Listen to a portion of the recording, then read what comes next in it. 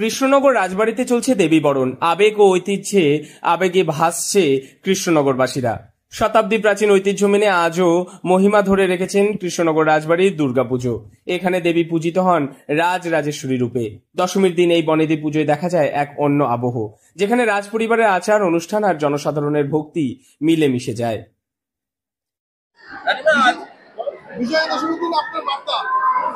এখনো বিজয়া হয়নি। আচ্ছা, যাই হোক, বিজয়া হবে মা যখন মানে নিরঞ্জন হবেন, মানে যখন জলে চলে যাবেন তখন বিজয়া।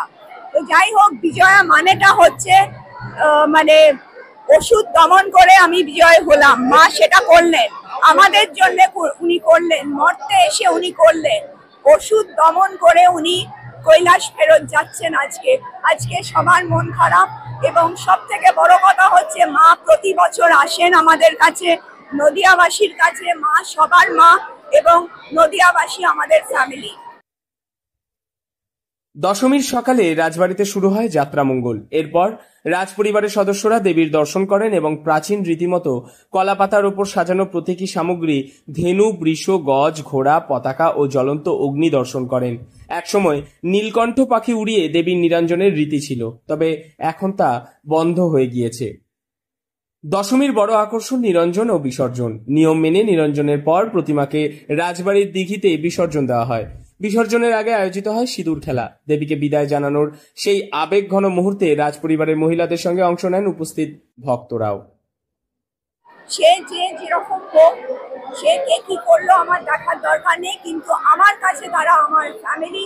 আমি তাদের সব সময় ভালো চাইবো এবং তাদের সুস্থতা কামনা করব, এবং তারা যেন বিপদমুক্ত থাকে। বলছি, রাজবাড়ির সেই অতীত ঐতিহ্য আজ আবার ফিরে এসেছে। এই আবেগঘন মুহূর্ত সিঁদুর খেলা, এইটা নিয়ে সিঁদুর খেলা তো আমার শুরু করা। এটা মানে আমি করেছি কারণ আমি মানুষকে ভালোবাসি, আমি মানুষকে কাছে টেনে নিতে চেয়েছি এবং মানুষের সঙ্গে একটা সংযোগ হোক সেটা চেয়েছি। কারণ যুগের সঙ্গে আমায় চলতে হয়েছে, বা আমি মানুষ হিসেবে আমি সবাইকে মনে করি ওরা আমারই একজন।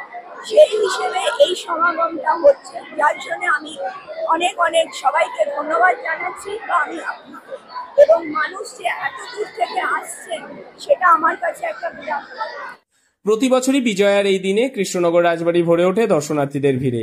ঐতিহ্য, আবেগ আর ভক্তির মিলন মঞ্চে রাজবাড়ির দশমী যেন আলাদা রঙে রাঙিয়ে দেয় সমগ্র নদিয়া জেলা।